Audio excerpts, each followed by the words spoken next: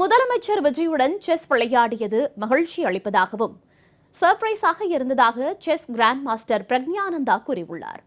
Norway chess போட்டியில் champion பட்டம் வென்ற பிரக்ஞானந்தா சென்னை தலைமைச் செயலகத்தில் முதலமைச்சர் விஜயை சந்தித்து வாழ்த்து பெற்றார். அவருடன் நமது செய்தியாளர் நித்யானந்தன் நடத்திய கலந்துரையாடலை தற்போது பார்க்கலாம்.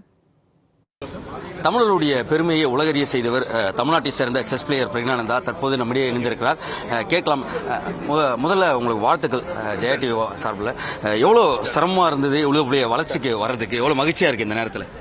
ரொம்ப சந்தோஷமாக இருக்குது.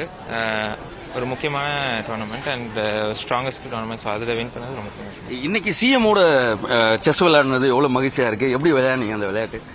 இல்லை, எல்லாருக்குமே சர்ப்ரைஸ் தான். யாருக்குமே தெரியாது அவங்க விளையாடுவாங்க. அண்ட் அவங்க உள்ளே வச்சுருந்தாங்க, ஸோ எடுத்துகிட்டு வர சொன்னாங்க போர்டை. விளையாடலாமான்னு கேட்டாங்க 5 நிமிஷம்.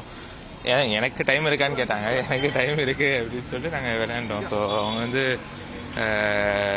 ப்ளே பண்ணாங்க. ஸோ அது எனக்கு சந்தோஷமாக இருக்குது. லைக் சேமோ செஸ் ஹாபியை எடுத்து விளையாடும் போது செஸ் பிளேயர் சந்தோஷமா. அந்த மேட்ச்ல எப்படி வெற்றி பெற்றீங்களா?